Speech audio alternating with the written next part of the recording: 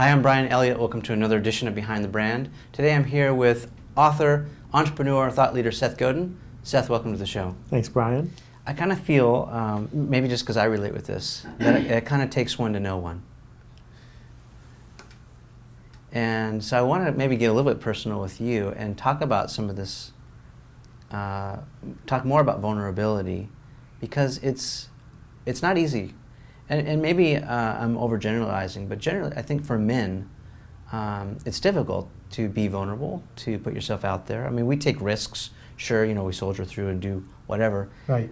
Get bloody and beat up, but to show our sensitive side, and Brene Brown talks a lot about this too, where she says it's seen as a sign of weakness.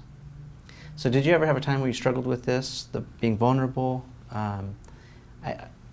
Talk to us about that. Well, yeah, I think it's something I deal with every single day and have for a really long time.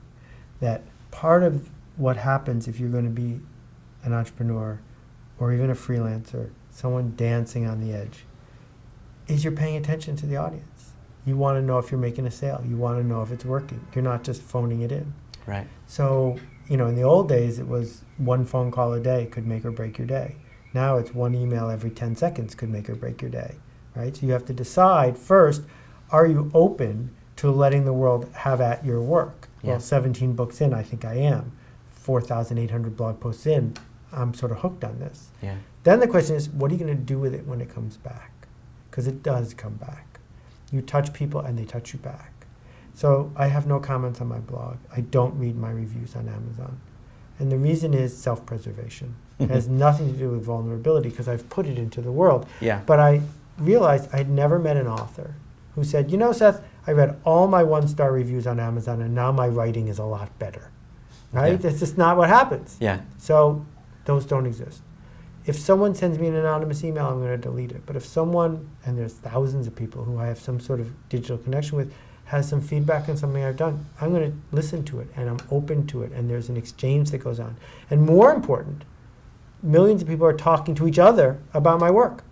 You have to be open to that. You have to be ready for that to happen. I am not saying you need to become some magical little echo chamber, and that's why I don't use Twitter, because I realized if I got sucked into Twitter, it's like playing tennis with 150 people at a time. You hit the ball once and then a whole bunch of balls come back. You'll never be able to keep up with that. Yeah. So part of this discipline is not becoming J.D. Salinger and living isolated in a cabin, but figuring out how to be in the world, learn enough from the world that your stuff gets better, but continue to make things, continue to put these ideas into the world. I want to add one last thing on that topic, because it's something I've thought about a lot. I was really fortunate before his illness, and then when he passed away, I got to be on stage once with Zig Ziglar, one of my teachers.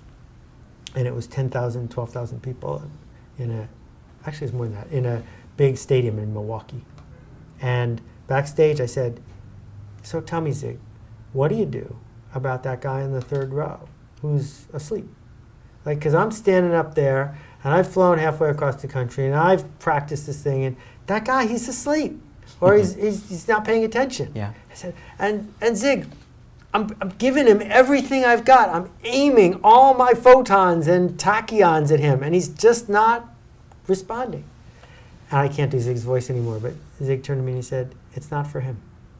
It's that woman sitting next to him on the edge of her seat, the one who's came a long way to hear you speak, the one who's listening to what you're saying and is going to do something.